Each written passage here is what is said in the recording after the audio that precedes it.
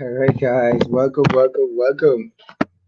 If you were tuned in earlier, you would have realized that we had a few technical difficulties, but hey, we are here now and we are live. So, welcome back to another live. Today, as you would have seen promoted, is Blackout Tuesday. What is Blackout Tuesday? Blackout Tuesday, from my research, Blackout Tuesday is an initiative put on by the music industry persons are saying, but I believe that there's key stakeholders in the music ministry who put on this event, this initiative to raise awareness of what's happening really in the black community, right? As we know that black persons are being killed like flies in the States. A lot of times our young persons, a lot of times our Caribbean persons think that it doesn't affect us, but it affects us. And that is why I decided to stand up and to let my voice be heard and also to allow other young persons' voice to be heard so that as a young person from the Caribbean, I know that I could, make a difference still because I have many persons that could use my support in the States. Even right now, log on to this live. I have one, two, three friends, four friends who are currently in the US and experience it, and they may not experience it in its extreme, but they at least experience the fear of possibly being caught up in some of this stuff. All right, so it affects us as Bahamians, it affects us as Caribbean persons, and we not to be quiet, and wait until one of our friends visiting to the States or maybe one of our friends who's studying abroad is affected by it. Like we have to be proactive in the causes that we choose to stand up for. And that's what we're trying to do right now with this program today. So our first guest, we're gonna bring it home. We're gonna bring it right home at first to a local person here in the Bahamas who has some thoughts on it, Jay Will. And then we're gonna go to Orlando, Florida, to a Bahamian in Orlando. And then we're gonna take it back home to the Bahamas to a lady that I love and respect. She has two daughters currently residing in the States. So we're going to get a different perspectives. And who knows, we may drop in some persons from other places as persons request. So let's see how it goes. My first guest is in already. My first guest is in. I'm just going to add him to the live right now. Jay Will. I'm adding him right now to the live. Uh, let's see what Jay Will has to bring. What's good, Jay Will? What's good, bro? Everything's good. I'm great, man. It's good to have you on the live. So thank It's you good for to have having you. me. Yeah, man. I What's when up? you reach out, I was pretty happy to know that young men are willing to reach out and speak up. For me personally, it's been hard to get young men to speak up. Whenever I have a cause, whenever it's something I want persons to talk about, the women are they just phenomenal. They just you could get women to talk, but young men for some reason we hiding behind the camera, we hiding behind the screens. I don't know what we doing, but you know, I we got to work on our young men, bro, because our young men not speaking up like we should. I mean, But that's hey, important. Yeah, go ahead. I was saying, but hey, we here, so we can't say that we here. As Yeah, if we we ain't yeah, young men. We here. We got to be the change. We got to stop the trend. of course. Yeah, bro. So what really inspired you? What made you say, I want to speak up? You're a Bahamian. You ain't nobody trying to shoot you. No white cop trying to shoot you. You walking free on the streets in the Bahamas. What made you, Jay Will, say, all right, I want to hop on this live and talk about Black Lives Matter or this Blackout Tuesday? Like, what is the relevance to Jay Will? Because I've been in them situations with cars, people that end up losing their life. You know, um, because when I was living in the U.S. going to school, That's when this whole Black Lives Matter movement started. Like, I think it was probably like that February 2012 was when Trayvon Martin got killed by George Zimmerman, and then that's what was the catalyst to, you know, to spread this whole movement. But I've been in those situations. I consider myself a black nationalist, a pan Africanist. So I'm always for the promotion and the betterment of our people globally because we all are in this system of oppression. And to say what is going on in the U.S. don't affect us here in the Bahamas that's a ludicrous statement because we're all in the system. It's more obvious there because it's more blatant, but it's still the same system. Because like, I always like to make this comparison, right? Because people often would say, well, in the Bahamas, we have black leaders, black figureheads. But the same situation is like, in South Africa, they had apartheid where they had a small minority with a large black majority. So if that situation, like, again, that is a little bit more overt, and here is a little bit more covert. But getting back to the U.S., it's like, we are like we frequent the U.S., so we could always get confused when in these situations. They don't care if we're Bahamian or Jamaican or Haitian or any Caribbean descent or African descent. All I know is they see my pigmentation and my melanation, and that's it. So For you know, sure. Yeah, that's what I keep reminding people. Like, we look like African Americans. All of us come from the same place. So it's so easy for a person to like see us and a cop or anyone to see us and say, automatically say, oh, that's African American. But we gotta remember this affects us because we always in the States. So we gotta stop hiding behind our nationality. yeah, but it's not even about they look like African Americans because again, like if you get a chance, I always recommend people to do this. Like if you get a chance to watch, like I recommend like these series of documentaries called Hidden Colors by Tariq Yeah, yeah, Nasheed, yeah. and it'll break down to you the system, the religion, and every other aspect of what this oppressive white supremacist system is, from how we think religion, warfare tactics, what we believe, how we eat out, what we perceive. So it's like, um, so even all they seen is, and someone was asking, people often ask, why would someone hate you for the color of your skin, right? And everybody has different prejudices, but I always say the reason why is this grind hate is because it's not because I hate. Well, it is because hate is confused admiration. You hate what you love. So obviously, it Mm-hmm. always comes from a standpoint of insecurity. It comes from a standpoint of I want to be superior. It comes from a standpoint of they knowing the truth and we don't. Because I'm a strong believer, and that's why I named one of my brands after it. We the original people. Life comes from us, or whatever. Like the most lightest person in the world and the most darkest person in the world comes from the same person, comes from the same woman, the same man. We could do that. Because just think about it. Anybody albino, that's the lightest person. The darkest person come from things. So it's like, fam, the insecurity and the fear, the guilt, because you don't know you put these people through these harsh conditions for over 500 years, and you feel like they soon about to take retribution. So, Mm. you know, that's what it is. And then you got to understand what police were. When slavery ended, police were the slave catchers. So they're still Right. fulfilling their job to this day.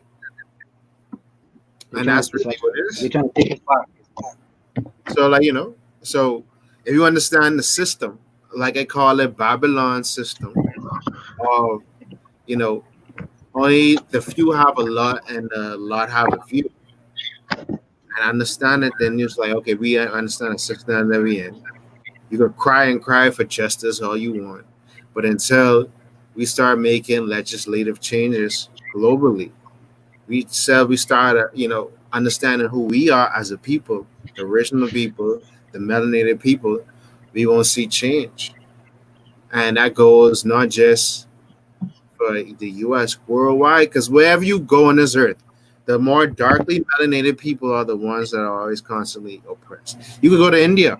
Who is the untouchables? Because they have a caste system. Who's the untouchables? You're going to see people looking like you. Or and they have bleaching cream flagrant throughout Africa, bleaching cream flagrant throughout the whole Caribbean. So it's like, it's this whole thing of this whitewash perception. Okay, we already hate ourselves and they already hate us. So it's like we got to change that perception, you know. So that's my 2 cents. Bro, we going in deep, bro. Going in deep. Yeah. I don't even know which point you touched on, but something that really stood out. Tell me, bro. I saw you pin the haters Go on, confused admiration, right? yeah, All right, bro. let me touch on that. Let me touch on that, right? You got philosophical on me on that one. I say, what? Wait, after you say that, I was trying to listen to you, but all I was hearing is hate. It's confused admiration, bro. Yeah, but let me I talk say, about that, right? where you get that from, though? And I about to, I about to. That's you. I gotta quote you on that, or I gotta quote some No, philosopher on I that. remember I heard Nas say that one time, like in on a record. Nah, spray Nas But there. That's the goat. yeah, but let me tell you That's why. Okay, right? Because people would jump in with the whole here in the Bahamas we ate against Haitians and stuff like that, right? And that just goes back to tribalism. So for one, um, Africa was never together, never ever together, because it was the most diverse. It had like diverse place on earth. So we was always warring with each other to this day. We always warring with each other or whatever. So that ain't nothing new. That's beginning in time. But what changed was we was always accepting of of inviting these people in, being warm. Man, you come and you can get a piece of this. And then like some historians would say, when Europeans started invading Africa is when they saw Mansa Musa travel around the world and everywhere he was going, he was giving away different gifts. So they was like, hold on, with this rich man, uh, I could talk to that right now, Anvon. Where this rich man getting all this wealth from? We must figure out ways to plunder Africa. So they started in our tribalism, they started taking sides. Like, okay, yeah, we gonna support this side so we can get their resources. And I can get to that. Let's touch on the Haitian 1804, right? And how yeah. I always say Bahamians to a certain degree are coons, right? 1804 happened, and there's a whole They document. inspired us. They the leaders. They inspired Yeah, us. they the If it leaders. wasn't for them, They what did would we the be? first Black Republic, and they still getting punished for it till this day. Even the whole notion of voodoo, that's an American propaganda trait because they was trying to instill fear in their citizens or whatever. Voodoo is a Hollywood concept, bro. Because the original term for voodoo is voodoo Nicene, and that means one with Mm, God. So okay. when it come to Haitians coming to the Bahamas, right? The white slave masters were saying, "Don't mess with them." They sent all of them to Cat Island. Or if you look at the old slave registry, most of the Haitians went to Cat Island. That's why Cat Island have a yeah, I saying voodoo is real. But that's why Cat Island have this big Obeah culture. But I'm but going to say no voodoo real, buddy. Hey, no, but voodoo I is didn't want to real. interrupt you. I didn't want to interrupt you because I wasn't sure if you were saying that they ain't real or not. No, voodoo is real, I right? think But it. I'm I saying know. I think it's real. no, it is real. But I'm saying how it was propagated and whitewashed in Hollywood. That's propaganda. The real sense Okay. of voodoo is understanding nature. And it's actually Okay. the So real term. they gave something. They gave the wrong name to it. Yeah, So they gave connotation, they try to witchcraft, demonize it, bro. voodoo. Okay. They demonize it. So like so basically when you take it into place, okay, when they come to Bahamians, they was like, man, that's them Negroes, that's the magical mystical Negroes. They put roots in witchcraft on you, so don't mess with them. Stay close to me.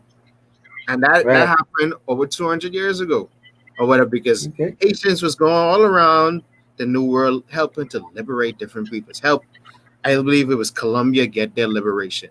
Help They was So very active in the French purse, where why New Orleans still practice have that Creole culture. It was all around liberating. If you was a slave at that time, you could have gone to Haiti as like a sanctuary. So they played a major factor, but the France came around and started, basically embezzling them for all those dollars, basically, extorting them for millions and millions of francs, what they just recently just finished paying. And then the next point is most people don't acknowledge that the US in 1915 invaded Haiti and has been there ever since. so what I getting from you is, Yeah. I could be wrong. Let me know. What I getting from you is you believe that it's really because of the strength of the black people why we so oppressed, why we go into what we go into now. It's not the strength, it's the The history and the inferiority. strength. Yeah. It's not the it's just not the strength, but it's everything. Okay, right? If you think about it, and I told the person this, right? I can use this example, right? Who's the most famous person to walk the face of the earth besides Jesus? Probably Muhammad or Buddha. Okay, celebrity wise, who's the most famous person? I don't know. Would you say Michael Jackson is the most famous person? Bro, Michael Jackson was in my mind, but I was like, nah. All right, so okay, so what color is Michael Jackson? Well, but before he again he and Ron say But Michael again, did he Jordan have a too. skin problem? Whatever he wanted to do, he was black. Michael Jordan is black, right? I just watched the Last Dance documentary, and it showed thousands of white men. I want to be like Mike. How much people want to be like Mike? That's why I say it's an inner fear, bro. They want to be us, bro, to their core or whatever. That's why I Ah, say hate is confused admiration, bro. You but admire. we just all right. So the world We knows that we are They know that. something We don't special about us. understand. Yeah. Because why you think they consume everything we make? Every invention that they use, and they take the pattern and reuse it, made by us. Our culture, they love it. Hip hop culture, consume it. You want it. They even to the way their kids want to be like the rappers, want to be like the athletes. Who you ask any young little white kid, you ask them, I know about that. What you ain't know about that one? I know. I don't But know no, but I'm what he saying, did bro, today. to a certain degree, you know, when you get a chance, I tell you, watch Hidden Colors 1 through 5 and the document 1804. It's all on Tariq Nasheed website. We are the superior race. We're the only race. Exactly. That's what I was saying earlier. You missed that part. But Yeah, he agreed. All on the yeah, same I point. agree. We on the same point, bro. I just talk on that. So it's like they know we superior and they have an inferiority complex, long and short. So that's why they see us as a threat or whatever. Their numbers are dwindling right now. That's why, okay, for instance, right? First, it was all about the Aryan race. Then, at one point in time, Irish wasn't looked at as white. Italians wasn't looked at as white. Who else? The Jews wasn't looked at as white. But when their numbers lower, they start accepting these other because now they in America they start accepting whiter Latinos because their numbers are down, their infertility rates are dwindling down. And that's why they don't want to mix and mingle too much with because they're trying to preserve everything. Same thing in Nassau, The same Yeah. thing in the Bahamas. You use certain clusters. Nassau is segregated, bro. Nassau is segregated. Because I'll show you some places where you never thought existed, and you'd be like, "Babe, how long this been there?" And I'd be like, "Bro, for the last 50, 60, 70 years." Hey, So, I I'm saying, appreciate your passion, but you come in, you give it a wider scope than I even expected, and that's just beauty. That's the beauty of it. yeah, One thing you said, I don't really fully agree on everything, but that's fine too because we had to like share. It's like as it relates to superiority, I have a challenge believing that anyone is superior. I believe that you could be a little stronger or something, but superior sounds a bit. I can't really fully agree, but I like I tell. understand what you're trying to say.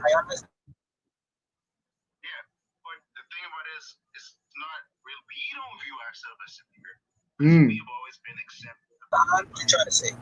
To this day.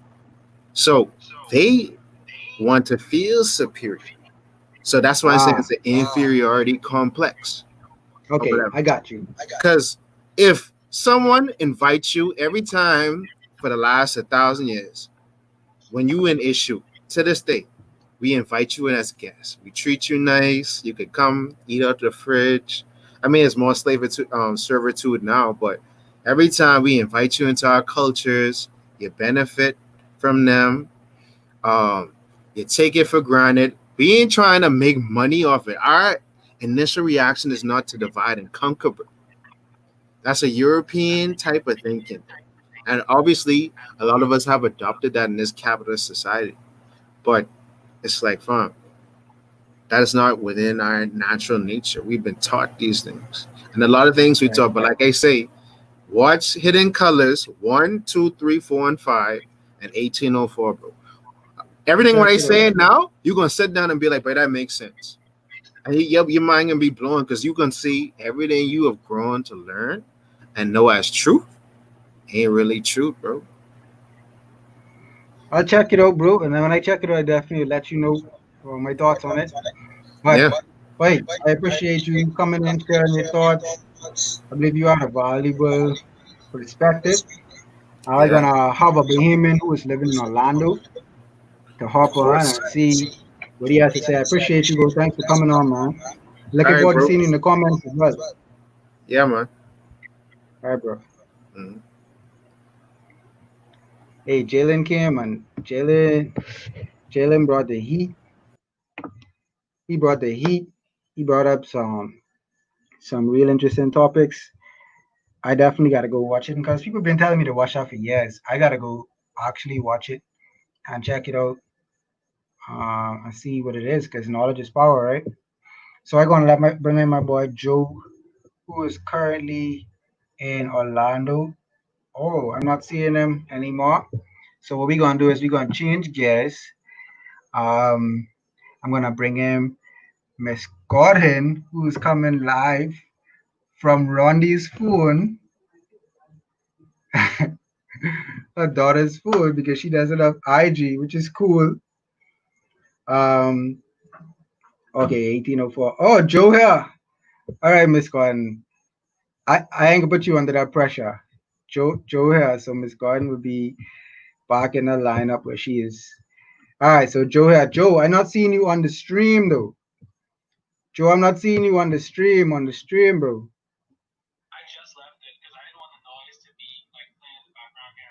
You gotta mute one.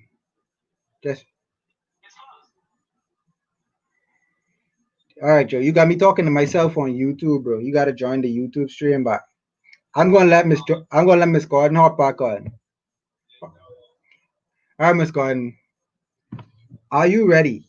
I could see you on our YouTube stream, so give me a thumbs up if you're ready. If you're not, just go like this, and then I will not bring you on. But Joe trying to sidetrack us from our plan. So guys, we streaming on YouTube as well. So we got a lot going on right now. Miss Gordon, Joe came back to your rescue because I see you look like you trying to set up. Joe is cooperating. Joe Miss came Gordon. back to your rescue because I see you look like you try to set up. All right, so we good to go. Miss Gordon, you back in the lineup. Miss Gordon. Joe cooperated. Yeah, All right, bro. I didn't even know YouTube. It was still on YouTube. That's why I closed it out. We We live on YouTube, bro. Yeah, man. All right. Yeah. And We got a viewer too. So, Welcome, bro. I I'll give you like a regular on this. So Mhm. it's like So Latin. then- But I'm always on there, man. but today we're we're talking about something sensitive. We're talking about something that's basically literally life and death for you. Yeah. For For some people like myself, it's it's more like just just it's a topic. It's something to talk about. But If you actually live in this life, how does it feel to be in the US in such a time as this? It's really a lot. Like, and I know that sounds so typical to say, but it's very like you cannot. There's nowhere you can go where it's not on your mind as a black person. Like, regardless of where you're from, as a black person, because that's all that matters. You black. Right? Right. There's no place you can go. You cannot be on any social media without being forced to think about it. even when you turn it off, you're still thinking about it. So it's really a lot to process all the time, and it's something I feel like Black people are very good at, making the light of a lot of situations. So in our regular everyday lives, pre like this specific igniting of this portion of the movement, like when things aren't so drastically obvious in your face, a lot of the times you can, distract yourself from it all almost. But even then, like you see a cop car behind you, you take a detour just so you're not driving around them. You act a certain way when you're in a room with certain other people just because you don't want them to be like, oh, well, or you don't want them to call nobody, you don't want them to say nothing, you don't want to be a part of a stereotype, and you don't want to get in, even a possible altercation with somebody just because you never know what's going to happen. And that's something that it doesn't turn off. Like, it's something you just live with because you're Black, So personally, you have any fear like where you live in? Where you at now? You're in I Orlando, live, right? I live in the Orlando area. Yeah, I actually live. So the cop, I don't want to say, I don't know his name. Cav. I really don't pay attention to him because like this movement to me isn't about him. But when he left Right. Minneapolis to visit his vacation home in Florida, it's literally like 30 minutes away from the city I live in. He lives in another city that's like in the area near to Orlando. Well, his other house, and they arrested him and everything. But like that's how like, and Trayvon Martin, the city Sanford that he was shot in, is like 30 minutes up the highway from where I live too. So it's like, I'm not saying that to say like that puts me in any more danger, but like any more danger than any other Black person in America because we all in danger. But it's something I can't ignore personally. Yeah, it's not far from you. Yeah. And people think Florida, That's right. Central Florida is a very diverse area, but I still see trucks with Confederate flags around here. Actually, a library that I teach at, there's this guy that's always on the corner with Trump signs and Confederate flags and white supremacists, forgive me, but BS. Like it's very noticeable. That's what it is. But it's funny because people that it doesn't affect directly, they don't even notice it. Real. Now I think they're being forced to notice it because it's affecting them. Like people are complaining about all kind of foolishness, like, our businesses are being destroyed. We having lockdowns because of y'all. Well, guess what? Now you know how it feels to be targeted for something for no reason. Right. Right? That feeling that you're experiencing now is something Black people here live with every day. Black people around the world live with every day. You feel me? So like, sorry, not sorry, as far as I'm concerned. Like as you say, like people not really feeling it until it affects them. It's the same thing like in the Bahamas, like a lot of Bahamians and Caribbean people like kind of desensitized to it or are sensitive to what you guys going through. Yeah. And I feel like that's a little weird, especially for the Bahamas, because we're so closely tied to America in so many ways. We have, first of all, we visit here, some people multiple times a year, but because we don't experience it every day, we don't notice it. But all the danger other people are in, Black people are in America, when you come to America, you're in that same danger.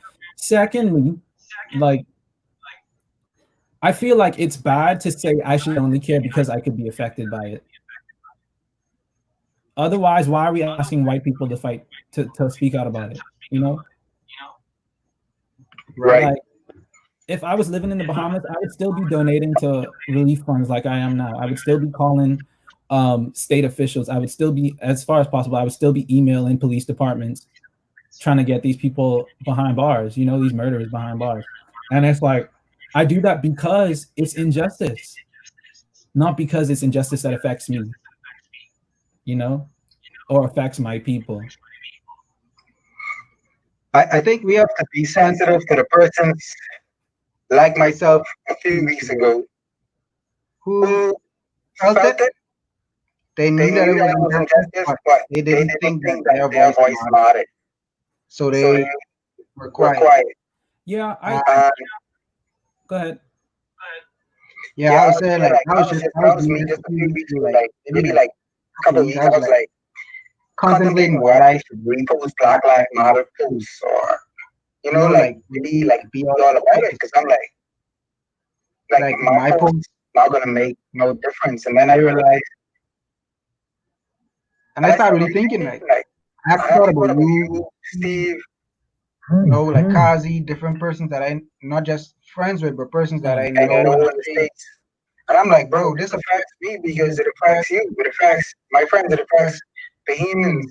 It affects Caribbean people. It affects me, and it affects me when I travel. So I stopped. I realized I need to take a more direct approach towards it. Yeah, and my thing too is like, I mean, and I totally understand that, because like the whole out of sight out of mind kind of thing, it's real. We're not as aware of it until we get it on the news, or we get it from people there, or here I should say. But like, what I'm saying is, I think that's okay, and I think it's okay to say, I wasn't aware, or, and if you can truly say that, though, not just to cop out to say, oh, I didn't know, but to actually say, like, okay, but here's what I'm gonna do now. Here's what I'm gonna speak out now. Now I know I'm gonna speak. I'm gonna say something, and try to help. And protesting isn't physical protesting isn't the only form of protesting. We protest with our money. We protest with our time. We protest with our knowledge. You feel me? Like, because, like, for instance, there's a bunch of international students in the U.S. that have been here, got stuck here after COVID and stuff like that. And it's very detrimental to them to go out and protest, because what if they get arrested? But those same people are out here on social media sharing resources to keep people safe at protests, or going to protests to hand out supplies, or reposting bail funds for people to donate to and stuff like that. So it's like, it's not just going out and doing something. You don't have to go out to do something. You can do something. And some people cannot handle going out and doing something. Some people are so like stressed out by this, they can't even turn on their phones. Yeah. But here's the thing. That's fine, because that's what you need to do. We can't be together if you're not here for us to be together with you.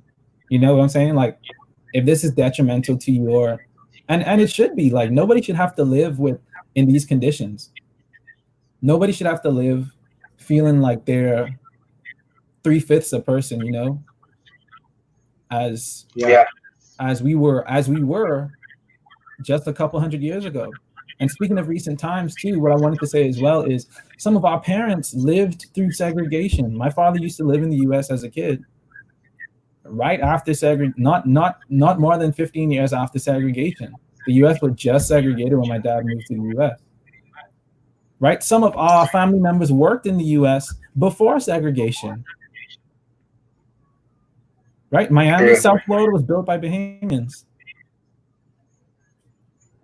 And they fought here too for rights when they didn't have any for other people. And black people here fought for the right for us to even, the reason I can go to school in the US is because a black person fought for that right. Yeah. You feel me? So it's like the reason I can even live here now is because a black person fought for it. So like, and I feel like I lost my train of thought there. I got some kind of sidetracked, but it's just, thoughts just come to my mind like one after the other. And then too, I don't mean to like hijack your live either, because I see you getting ready to ask a question, but I wanted to talk about Christianity too, because a lot of people are hiding behind Christianity to be complicit in oppression. So what time do you think Christians should be taking right now? I think Christians should be out there on the streets with everybody else. And let me preface that by saying nobody is encouraging looting. Nobody's encouraging people to riot. And before we even talk about rioting, let's talk about who's been doing the rioting and who's been inciting the violence. It's not been black people for the most part. So people saying like, oh, we need to find a peaceful way to end the violence. You should have found a peaceful way to stop killing black people. Like, if you want to end the violence, speak to people that started the violence. Only people that started this can end it. Yeah. And people are blaming black people for the actions of other people just because it's convenient. And then, going back to Christianity, like we're talking about the same God that had people march around the city until the walls crumbled, the same God that told them to walk across the ocean so I can get you to safety and then take care of everybody else. Now, I'm not saying to go out there and do that, but I'm saying it's not a far-fetched idea to be out there protesting. The Bible says, speak up for the ones that can't speak up for themselves. I can't quote the actual verse because I didn't go and look at it before this, but I know it's in there. Right? And everybody's just saying, pray. Let's pray about it and counsel with people. Like, how long are we going to pray about it? Everyone's like, oh, we made some strides. Okay, how long are we going to accept minimal effort? Like at this point, not being a racist, you're not getting any praise for that. That's something that should be the baseline. Like not being a racist should be the bottom of the totem pole, If you're not actively fighting against this thing, man, you're enabling it. As far as I'm concerned. For sure. And my rant right there, my little mini rant right there. I had a question. No, go ahead. You can I think I was going to ask you about, like, if you think that young persons, whether it's Americans or the Caribbean people that like, do you think that they are aware, like fully aware of the danger? Like, it's something like persons are less insensitive, like they're not realizing seriousness, or you feel like they get it in a sense?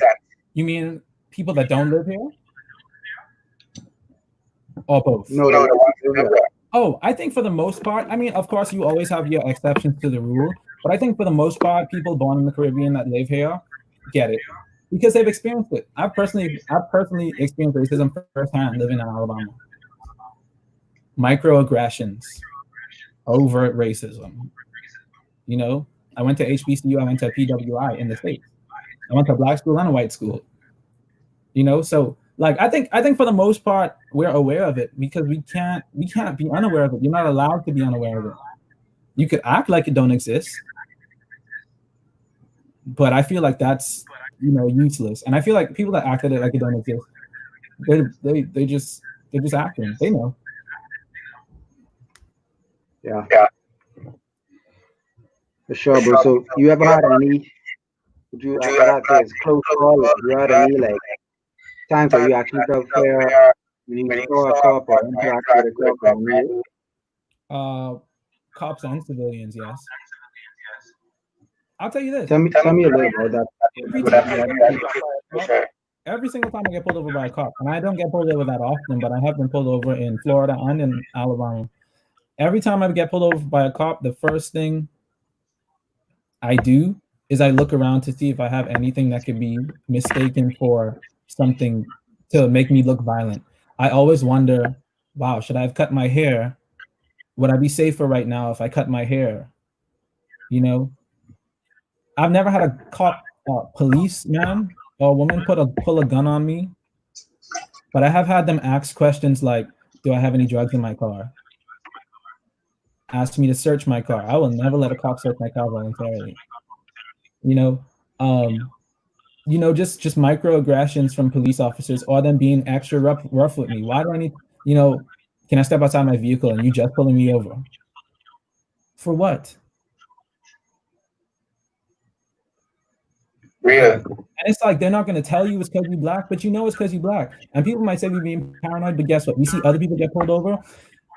And I promise you, every time I've seen a black person get pulled over, specifically in Alabama, it's like 4 cop cars for one person, including myself.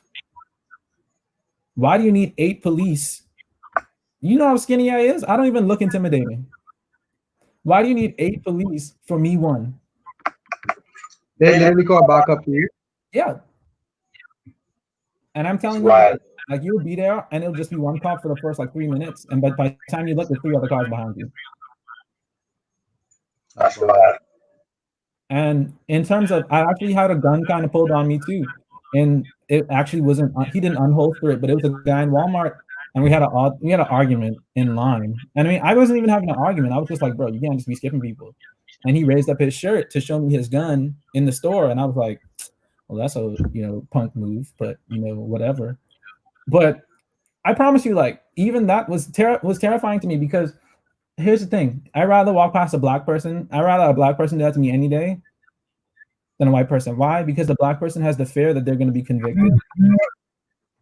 The white person is going back to his house, going back to his kids, going back to his job, and they don't have no conscience.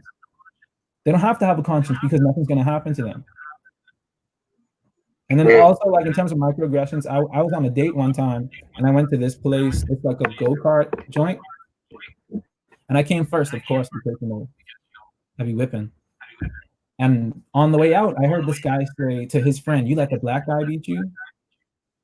And me and the girl I was on the date with at the time, we were like, "What?" We turned around real quick, and she was like, "Yo, did he just say what I think he said?" And I was like, "Yeah." And I don't get angry very easily, but when I do get angry, I get really, really angry. Like, I don't even think you could remember the last time you saw me actually mad, right? But I was like, let's just go, because guess what? One, I was outnumbered, and two, I was outraced. If they call the cops on me, I could die tonight, Like, that's the reality of it. And we like to think like, oh, that's not going to happen to me. But the fact of the matter is, it could happen to you. It could happen. So, like, stuff like that. I've definitely experienced it. And then that's like the scratching the surface when it comes to microaggressions, which lead up to these things. Racism starts very small, bro. And people like to ignore the small stuff, but you got to check people on the small stuff. All my white friends, they like don't even try it. Don't try to joke with me about nothing, no type of stereotype, no type of racial anything. Like, especially when you're not speaking up. As a matter of fact, we're not even friends no more if you're not speaking up. You're not my friend, because you don't care about my life. And I feel like black people always have to be the ones that have to absorb the like, we always have to be forgiving. We always have to be the forgiving ones. People do us wrong. We just have to forgive. Or we have to just let them be. They're going to be what they want to be. They're going to say what they want to say. And we're always the one that have to do that. But when stuff's happened to other people, no, they check you or whoever. They call the police. They get into altercations. We're always the ones that have to be docile and accept it. And I feel like everyone's just sick of it. We've been sick of it. And it's the little things like that that have built up to this point. People are saying, like, George Floyd's family don't want us to, they're saying, like, we want peaceful and everything. This isn't about only George Floyd, bro. This is about hundreds of years of systemic oppression. Like, the list of names is too long to list. We can't list them. That's what this is about. This is about fixing a system that was designed to oppress people that look like me and you. Sure, bro. So, I mean, it's a whole lot more I can say, but I'll let you get to your next guest. Yeah, bro, I appreciate you coming on here. The point's very passionate, because I know, like I said, you experience stuff one-on-one, like in real life. Yeah. Just saying you talking about what you saw. So I just hope you continue to be safe. Yeah, bro. As you grow up, continue to speak up. Yeah, bro, I think I'll be continuing to brief you as far as what about you and Steve and our friends in the States. Yeah, I do appreciate it, man. And I just want to say to everybody around here before I leave, if you aren't in the US and you want to donate or send money or send resources, you can go to my Instagram story, and I have some places to donate to funds to get these thugs, these police officers behind bars. All right. So, like, and just go to the hashtag Black Lives Matter and look how you can donate and see some resources, what you can do if you're not here to help out. Even though you can't march, you can still donate time, money, resources. Okay. So everybody just go to my Instagram and then go to Black Lives Matter as well. This ain't even about following me. Don't follow me. Go and donate. I appreciate that plug for the cause. Yeah, man. So thanks for having me on, bro. And Black Lives Matter. Thanks for joining, bro. All right, bro. See you. All right, so I appreciate Joe for coming on. Someone reminded me that I need to turn off my light, which I did. So now we're gonna have as our last guest Miss Gordon, who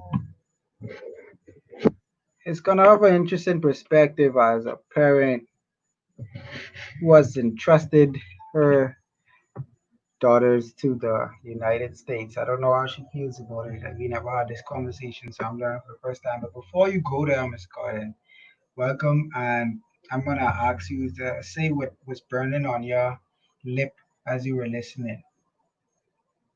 Ah, quite interesting. Quite interesting. I have had to revisit the whole idea of prejudice and racism. Racism being just another form of prejudice, and the words that were popularized by Oscar Hardy, that onto the philosophy of one race being held superior over another, until the color of one's skin is no different from considered different from the color of one's there's going to be war, and it's just a matter of it going undercover at one point or the other. But there is going to be unsettledness. There's going to be war. Even if there's not war as we have it now, there's going to be war in your spirit. There's going to be war in the churches. There's going to be war at the workplace. There's going to be war everywhere because this philosophy just was meant to be. War. So, who's starting the war? Someone has to start a war. Ah, starting the war is where the power is. Where the Mm. power is, and wars are fought because people feel threatened. Once I am in control, then there's not a war. Once I see that I'm in control, there's not a war. I will forever suppress who I can suppress. And when that suppression is becoming unleashed, which is what is happening right now, and people who are I'm being suppressed to my right, my birthright. I can speak up. I need to speak up. We do have there's power in numbers, there's power in economy, there's power in politics. When you start wielding the power, then the war goes, and that's exactly what is happening now. What's happening right now is rooted heavily in politics. It's rooted heavily in economics, and it's the fear of losing power that stimulates the war that's going on right now. Fear of losing power. So, do black people have any power in the U.S. From in your opinion? Oh yes, and that's why it's um, such an organized and demonically fueled agenda to keep the black man down because the black man has got powers that the white man sees, knows, and fears. The black man has got power when it comes to charisma. The black man has, and I am not for one moment saying that the black race is superior, or if I do that, I'm no better than the racist white man. I do believe that different uh, ethnicities, different races have different talents and different gifts which come together to complement others and to make humanity whole. But what we find is that some races play down the strengths and abilities of other races and superior. And that is what I think has happened. So as your speakers before mentioned, it's funny how we are admired for lots of things. And that's why I was so intrigued about that statement about admiration, continued admiration, AP continued admiration, because it's a big, big for basketball. Look at basketball, look at football, look at how much money is pumped in, and who are the major players. We entertain them through sports. We entertain them in our creativity. We entertain them through our comedic skills. We entertain them Let's with go ahead. 1 minute. leadership. 1 minute before you go, can you unmute your mic on the YouTube stream? The person's on YouTube saying they're not hearing you. Oh Your yeah, mic. Okay, you good to go. Go ahead. Continue. yeah, Yeah, yeah. yeah. Saying I'm saying have stood as a stood as source a of source of entertainment entertainment for so long, for so and it's long, and because of it's the because of admiration. the It's the fact that they admire what we're how able to do. But when but they when they recognize that all of recognize that can be levied as power, which is what we're now doing. We're harnessing it, as was said before, or posting skills or amicability have been used as weakness against us because we weren't doing it for money. We weren't doing it for power. We were doing it because we were innately like that. And yet, now, when we start leveraging it, and people seeing the power of these commodities, it's unsettling and comes across as greater suppression, and therefore, in so many ways, it's deliberately being wielded to keep us down. But my greater fear or my greater concern right now, I mean, we're in the heights of war, lots of war going on right now. So, yes, this is heightened. But let's move outside of what's happening across the world now because of this latest incident. What is more subtle is the acceptance of the black man that once I can get along and accomplish some of my dreams, it doesn't matter what agenda you have for me. And that I think is very dangerous. And so we are complacent, we are okay until someone raises a flag and announces to the world that we are more powerful than to get upset. We need to we need to be uncomfortable with uh, the forms of racism that exists everywhere. I grew up in the Caribbean, and uh, I went to study in California in the early 2000s. And I think that was my first real eyeballing of racism. I had gone to church and I was sitting in a multicultural church. Church? I was sitting in a multicultural church, and the a greeting song, we like to do song. The greeting song was being done, and you should be shake the hand, you should shake hands. And I'm sitting beside this old white man, and he doesn't respond. I figured, hearing what's happening, gently touched him and reached out for his hand, and to which he turned his back, and I said, probably wrong with him. And then I noticed that, got it. I said, what is this? And then subsequently, um, I had to deal with some professors on the campus. And I recognized that my readiness and my good memory were very often. And I just thought it was interesting once I realized that this is for real. And it was so upsetting to me that I was offered full scholarships from that university that would have relocated my family and granted me all the whatever against the talents and what I brought. And I turned them down because I refused to have brought my kids at the time were about 4, 5, 6 in that region. I refused to have brought them up in that environment if I had a choice. Considering I had a choice, I refused to have brought them there to feel like a second class citizen since I had a choice. But I realize that there are many people who do not have that choice. You have got to live with it to find ways of existing and nurturing to keep the pride of their black. And it's a real struggle. It's a real struggle.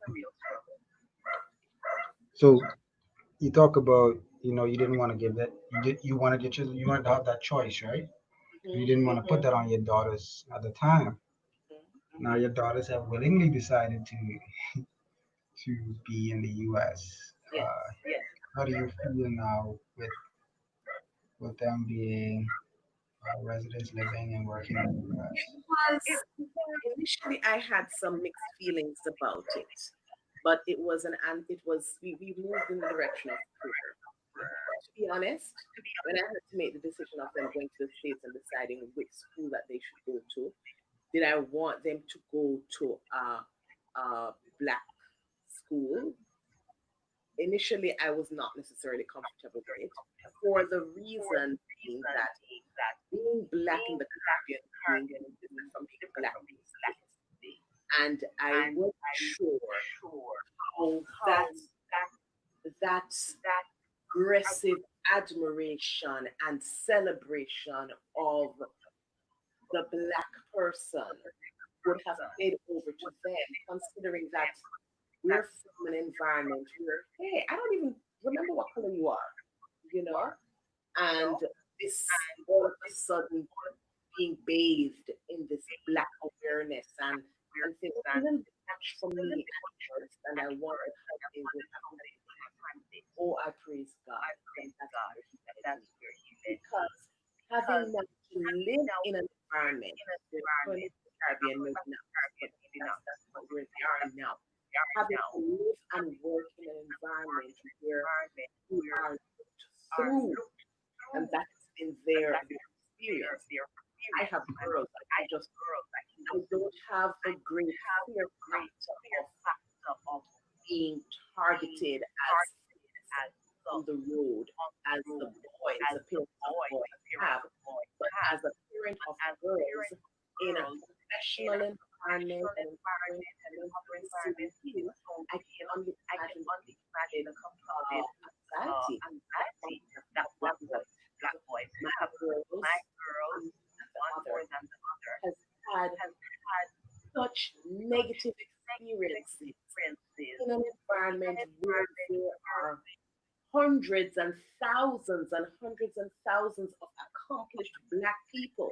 So it's not even like they're in a stage where the blacks are all subservient and a few of them can read and write. She's Right. working in an environment where black were celebrated, where there are lots of professional blacks, and yet she found herself in a working environment where racism was so loud, she was hard to hear her own voice. The stench of racism, the acknowledgement of the color of her skin played such a role in her just going to internship, which was not an immediate threat to anybody around. They had this need to remind you that you are not who you think you are, even though she was wrapping them around her finger. That was utterly disturbing to me, and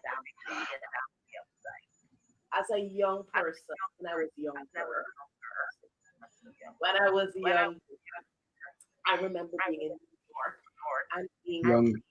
driving with my cousins in New York, are a professional black men, and being pulled over just because they're black and harassed just because they're black. That is not something that I grew up with, you know, and there was uh, there was a sense of false security and innocence that came from the Caribbean upbringing because at Yeah. the time it wasn't as fast as now. You could Mm. afford consider yourself in the Caribbean in the Caribbean. But right now, everywhere is one place. So everything that affects somebody one place is affecting everybody everywhere. And so I am extremely happy that we got that exposure in an environment that was affirming, that was nurturing, that was healing, that was confirming of their strengths, of value. And I pray for them today. I have a son-in-law now, and I fear God. I fear for him. I fear for my brother. I fear for my nephews who have got Caribbean blood, so they are confident. They know they look good. They know they're all that. They know they've got something to give. They're not bashful. They're not hiding. They're not timid. And that in itself attracts energy. That's not necessarily always positive. So that's kind of disturbing for me. Miss Gordon, the live is going to end because it ends after 1 hour. I'm going to come right back on. I'm going to ask you to join right back as we wrap up. Okay.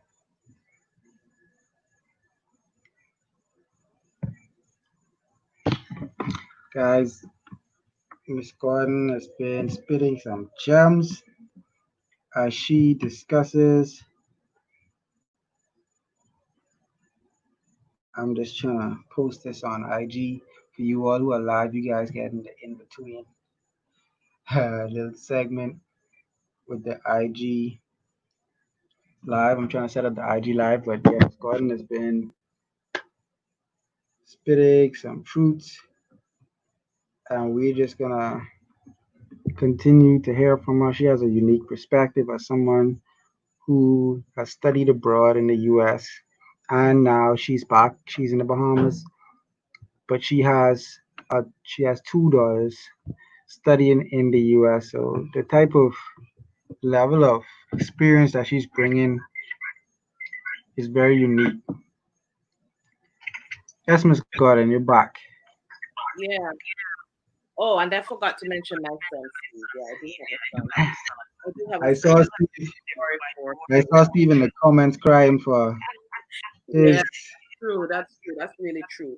But you know what also is of concern to me, Keith, is when you are undisturbed about a vibe because it is not affecting you, it cripples your ability to be effective against it when it becomes a threat. And I raise Mm, against the background of those of us who are complacent, black and complacent with prejudice in any form. Because racism is just another face of prejudice. Therefore, if, and yes, I'm going to go there, if as a Caribbean person, I consider myself, because of my cultural heritage, to be better than another human being because of where they are from. It is the same fuel that drives the engine of racism, that drives the engine of prejudice. And mm, therefore, you will not be able in clear conscience and with fight with everything you have to do what Joe Paul is doing, to do what the others are doing, to step out of your comfort zone and support others, to raise funds, to stand in line, to get out of your comfort zone, to fight for justice truthfully, when in your heart you believe you are better than another Caribbean person. right. Something is wrong with that. Something is wrong with that. And for all of us, all over the Caribbean, who, for whatever reason, think we are better off or worse off or less than another human being, you have compromised your ability to fight for justice. And until it reaches your doorstep, let's look for the subtle micro um, micro incidences of prejudice. What's in your life? What is it? Is it class? Is it that I consider myself, because I'm educated and I'm from a family of third generation college graduates, that I am incompatible and I am better off than the individual who is this is the first person from their thing to even visit a college campus? When you can nurture and fertilize that kind of thinking, when you don't see another human being as your equal, you are just as bad. You are kneeling in somebody's destiny. You are crushing somebody's dream. You are stifling progress of a race because you are starving progress by absorbing extra oxygen for foolishness. Right. You know, I'm sorry, but I'm No, I passionate. love it. I I love am it. I love it. passionate. And it's important that we recognize that lots of people who today are, and that statement that Joe Paul made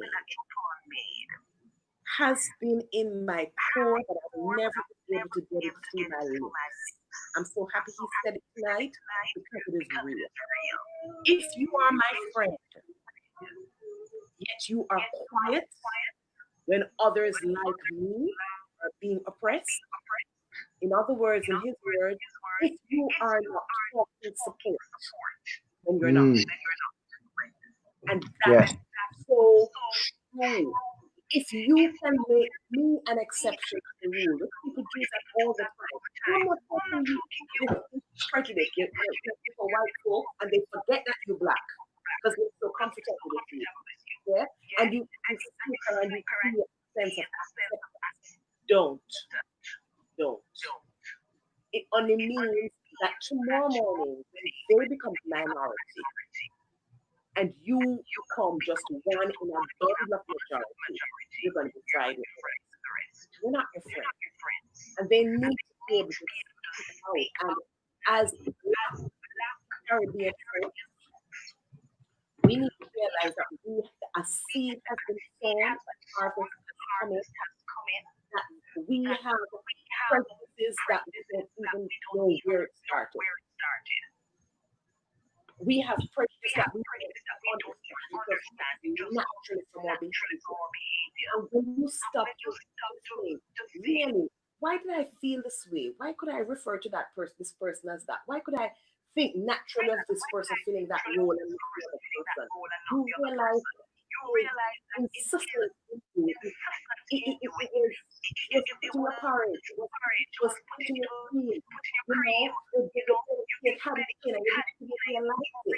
So it wasn't necessarily deliberate, but it is going to take a deliberate effort to recognize that I am now grooming tomorrow's leaders, my children. I'm going to make the difference more, and I have got to deliberately weed out the feelings of superiority or inferiority. I need to plant seeds of equality and human value across the board.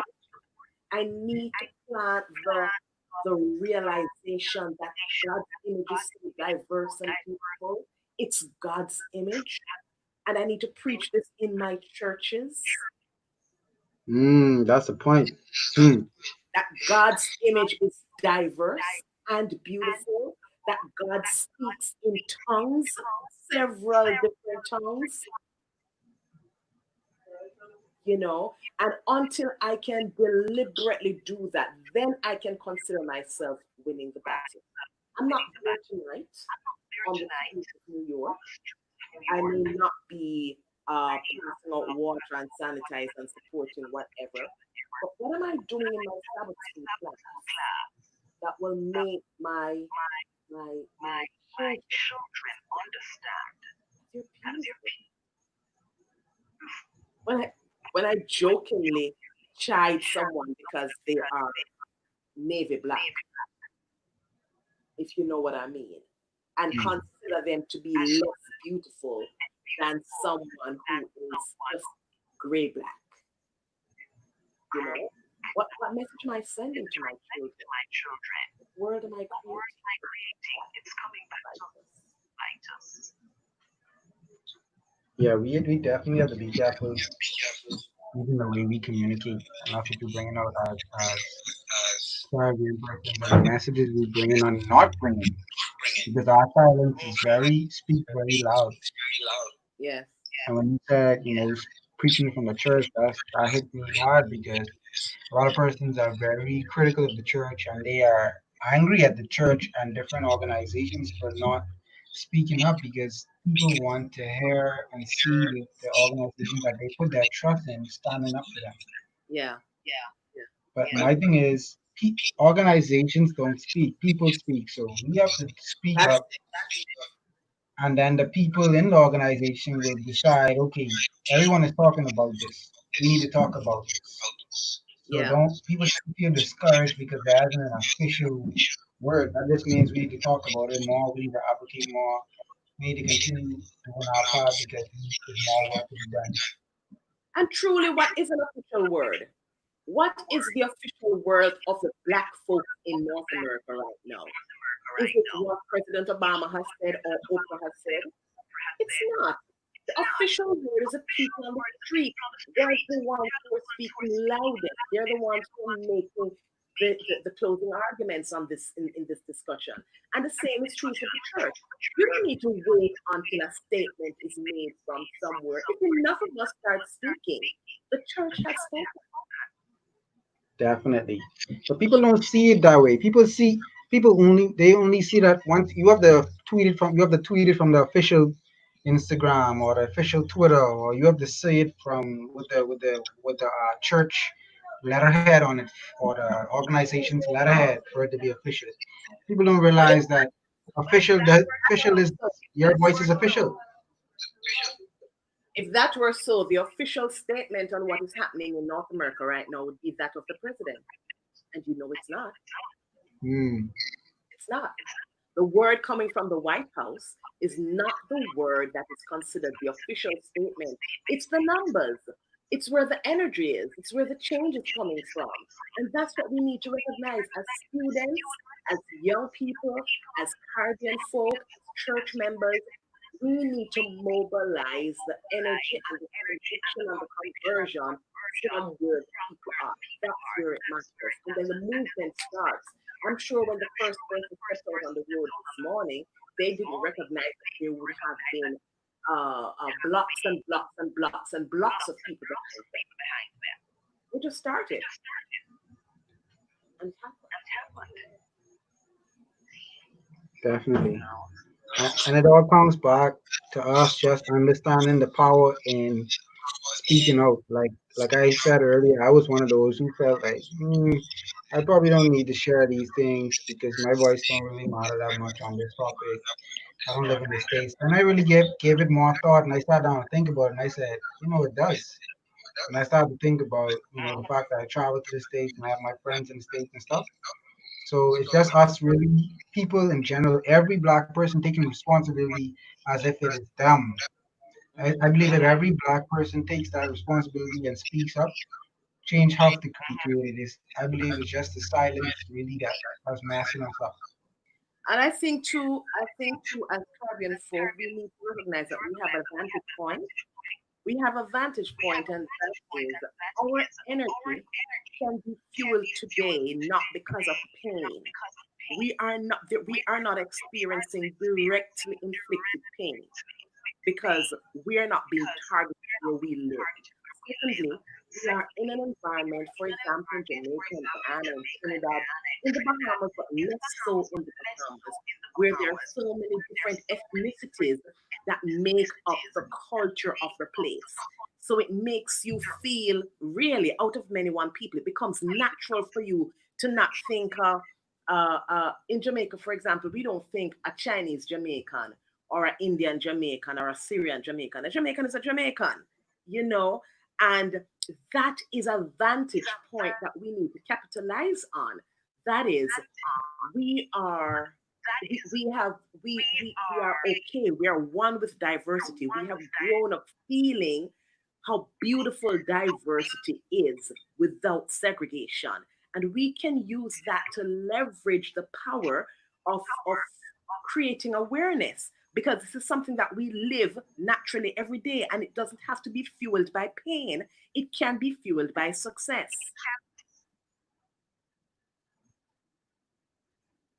Hmm. So right now, our motivation right now is based on what's happening. We're not coming together and creating change and advancing our race because of anything positive. So do you think sometimes it takes negative situations that we in like we in now It does. It to does. bring positive There's change? no two ways about it. From a physiological perspective, when there's stress on the body, it's fight or flight or fright. You know, it's natural. There is going to be elicited an immediate response. But the point I'm making is that because we're intellectual human beings, we can choose to create a change even without an emergency, even without a stressor. A stressor is on, but it's not going to last forever. And that's why the fear of so many of the organizers has been that tomorrow morning when it settles down and everybody recognizes I need to get back to work, the baby needs to be fed, the mortgage needs to be paid, things are going to go back to normal and we're going to forget about George Floyd and we're going to forget about why we marched. And I'm saying there is enough fuel in positive, successful living to open our eyes to make a difference even outside of the stresses of an emergency, the stresses of terrorism, the stresses of murder, the stresses of a curfew. There is enough energy.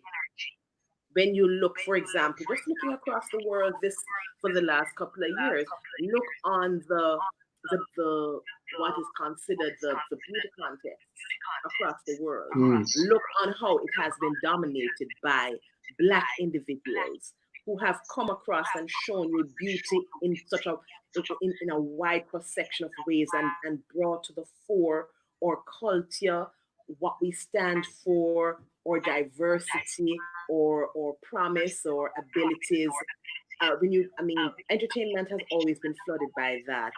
But the fact is that there is a recognition there, and it's in a positive place.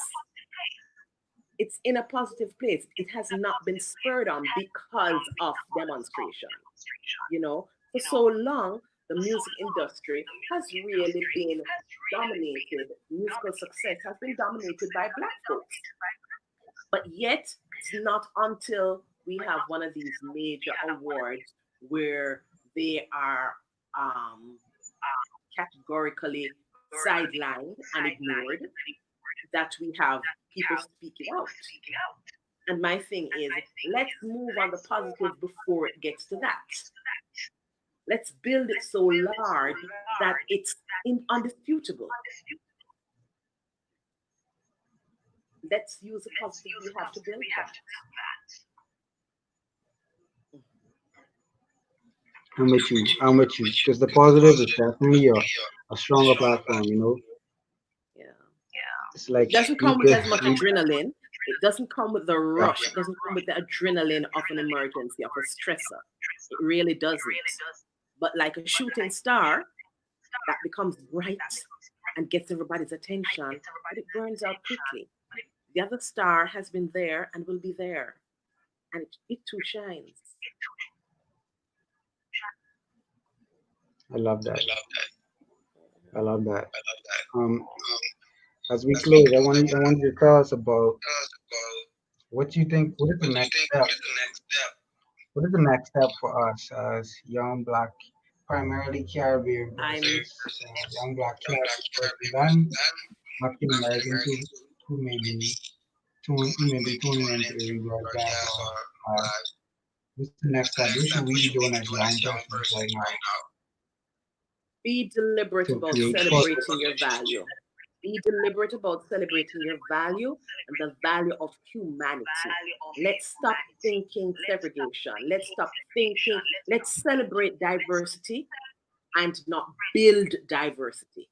There's a difference between celebrating diversity and building the diversity. When you deliberately put things in place to make us different and to set us apart, that's building diversity. When you celebrate diversity, you're excited about what naturally exists and nurturing what naturally exists. And I think if we are focused on celebrating diversity, celebrating difference, acknowledging and complementing each other, being deliberate about that, it will bring a greater awareness. And what it will do is that it will not just be the few Black folks like the Venus Williams and the Usain Bolts and the Michael Jacksons and the Kobe Bryant. It won't be just those few who make it to the top that everybody is admiring, but it would have sunken so deep down that all of us would be a force to reckon with at whatever point in our development we are. We would recognize ourselves as not an exception to the rule, but the rule. We were created in God's image. We are great. We are mighty. We have untapped potential. There's so much that we bring to the world that the world is waiting on. We've got to get to that point where we feed that in everybody at every level of life. You look, for example, at what has happened in the fashion industry, in hairstyles. Listen to me. Where do you find the diversity and the beauty and the culture and the excitement in a white man's haircut? Tell me now. And I'm not putting down a white man. I'm just saying that this is something that we take for granted. But that's just because of the kind of hair we have. You know, celebrate it, and allow it to build and to blow itself up in such a way that tomorrow's generation of Black boys and girls will have to take more effort from the then minority to push us down, because they would have already had so much in them, believing in themselves. So let's take the time to stamp out illiteracy, to use oral history to pass on the values that you know existed before your time. Don't allow it to die. Too many of us we can only tell other people's stories. We don't know our own stories. When was the last time you sat with your grandmother, your grandfather? Do you know where they came from? Do you know what crushing coffee was all about? Do you know about pineapples in Eleuthera? The average Bahamian knows very little about the family islands. They know everything about Miami, but they know nothing. And I have the excited adventure of introducing kids to Bahamian fruits, the gooseberries, the coca plum, the sea grape, the juju. And so many of the kids are wondering, what is that? Because as far as they're concerned, the only fruits they know are apple and grapes. It's ridiculous. We're killing ourselves. We've got so much. We're not celebrating it. We're not honoring it. We're not holding it at the level that it needs to be held to. You know, so many of us have these trees in our yards and we step over them and go to the supermarkets. I mean, when you talk about going to the exchange or going to the farmer's market, it's like, oh, why do I have to do that? Because I feel accomplished when I can go to fresh markets to get the sophisticated fruits in nice packaging. When I could pass on Table Beach and harvest some coca plums and enjoy what is natural and beautiful for me. So it starts small. We have to start with embracing our culture, embracing the small things about our culture, and then bigger appreciation. One of the beautiful things that happens at my church, we have a sister who is very talented in storytelling. I have a funny feeling it's her husband who writes the stories, but she's very talented with storytelling. And almost every Sabbath when she does the stories, the children's stories, they're all set in Bahamian family islands. All set in Bahamian family islands with illustrations of fruits and places and activities and childhood games that occur in the Bahamas. To me, that is big. Why can't we do that? Why can't we do that? You know, embrace what's ours, celebrate what's ours, build what's ours, make it real in the life of those who are coming up today, because they're going to change tomorrow. It's dependent on them and therefore indirectly dependent on us.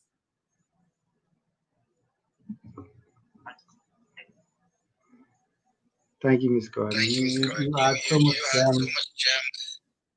I feel like I need to take this YouTube live down when I finish and chop this up into different segments and just so much value. But I love what you're saying, because a lot of persons think that our strongest answer to injustice and all the things that are happening is just simply protest. Like that's what we need to do. Yeah. You agreed that we need to be doing that. Oh yes, it's necessary. It's necessary. It is an emergency response. It is an emergency response. But then what do you do when the emergency is over?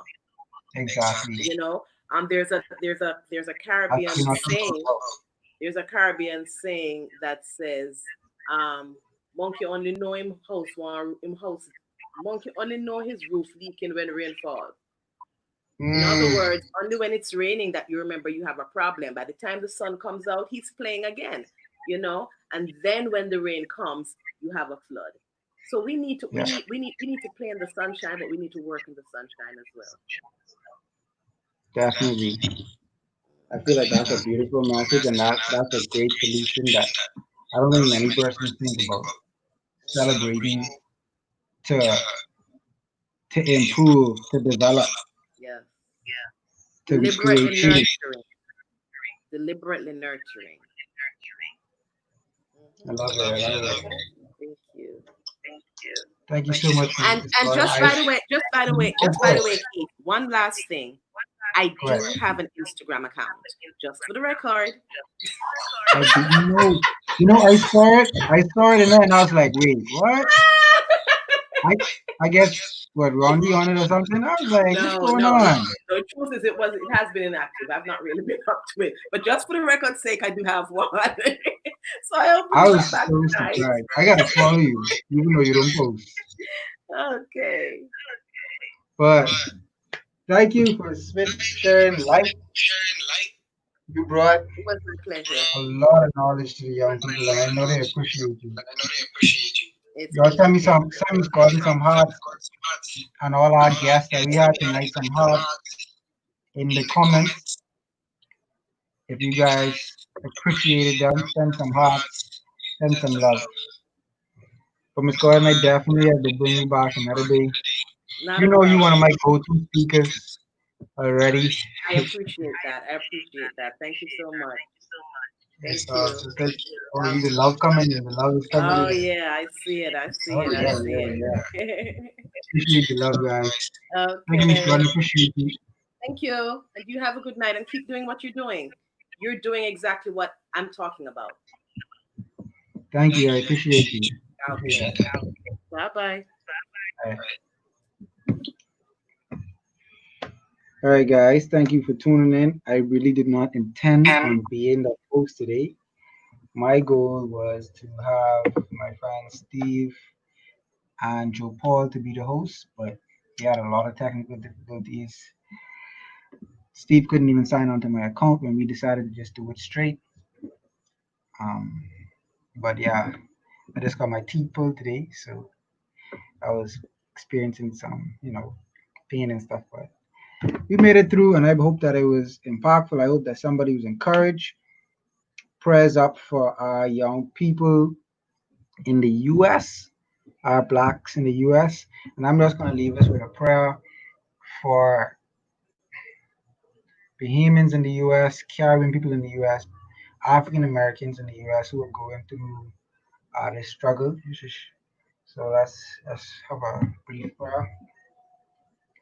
Dear God, we just thank you for this opportunity that we had to talk, to discuss, to find solutions, God, and to discuss solutions to this pandemic. I wanna call it in the U.S. Black persons being treated like mosquitoes and flies in a sense. We just ask that you continue to protect us, help us to create change within ourselves, Father, that we would first change, that we would first stand up and step up to the plate to do what it is we should do, what we can do to create positive change. We thank you for the persons who came on today. We ask that you will bless them, the viewers, and my audience. Help us, God, to be the change we wish to see. In Jesus' name I pray. Amen. Thank you all for joining. I appreciate your support. Your continued support. Trust me, it's a big deal to me. Let's continue to. I appreciate you continue to support. Check out my YouTube channel. I streamed live for the first time on YouTube. I'm streaming right now on YouTube. So hopefully I'm gonna start to do both so that yeah, persons who don't have Instagram can be able to view as well. Thank you guys. Appreciate you. And God bless you. Have a great night. I'm gonna try to eat because I haven't eaten all day and take this medication before this pain start to hit me. All right, guys. See y'all on Friday night.